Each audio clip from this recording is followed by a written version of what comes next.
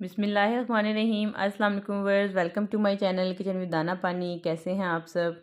Hopefully सब ठीक ठाक होंगे, खैरियत से होंगे। आज मैंने अपने किचन में बनाया है जी ग्रीन मसाला टिक्का।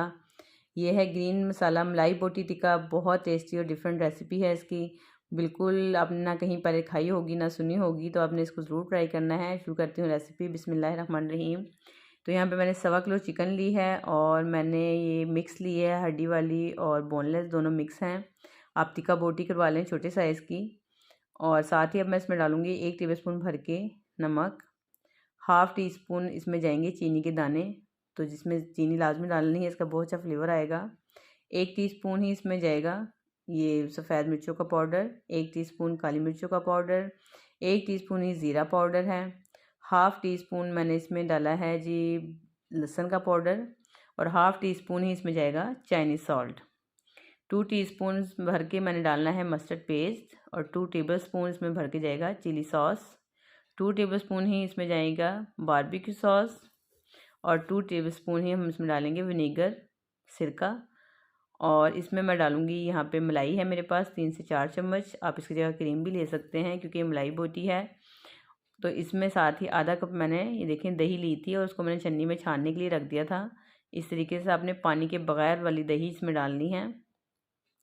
और ग्रीन मसाला चिकन बन रहा है तो इसमें ग्रीन मसाले में जाएगा धनिया थोड़ा सा, 6 से 7 या 8 हरी मिर्चें, जितना आप तीखा पसंद करते हैं हरी मिर्चें ले लें, बारीक वाली तेज़ वाली। थोड़ा सा पुदीना और ये अदरक लहसुन 1-1 टेबलस्पून की जितना।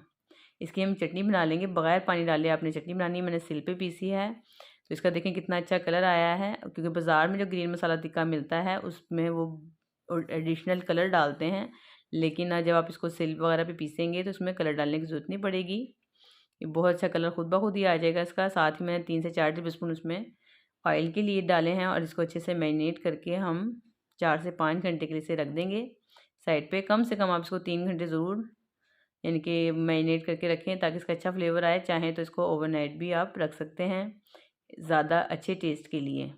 बस अब ये सारी जो बोटियां हैं हम इसको स्क्वायर्स पे लगा देंगे और ये बड़ी आसानी से, ये बहुत आसानी से गल जाएगा। इसको ज़्यादा कुक करने की भी ज़रूरत नहीं पड़ेगी क्योंकि इसमें सिरका है और जो सॉस वगैरह डले हैं उनमें भी सिरका होता है, तो इसकी वजह से आप इस पैन में आसानी से फ्राई कर सकते हैं।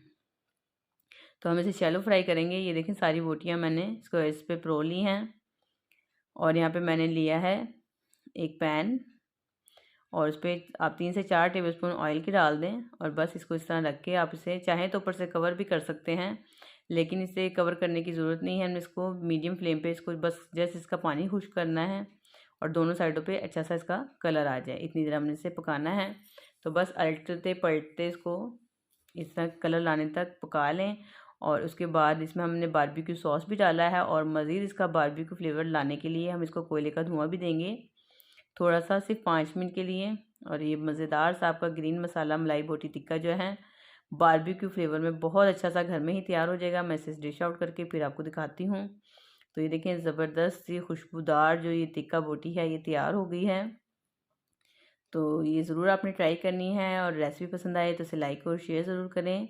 चैनल पे नए हैं चैनल को सब्सक्राइब भी करें, बेल आइकन को भी प्रेस कर लें ताकि मेरी तमाम वीडियोस की नोटिफिकेशन आपको जल्द से जल्द मिलते रहें। मुझे अपनी दुआओं में याद रखें। मिलती हूँ आपसे किसी और मज़ेदार सी वीडियो में। जब तक के लिए मुझे दें इजाज़त। अल्लाह हाफिज़।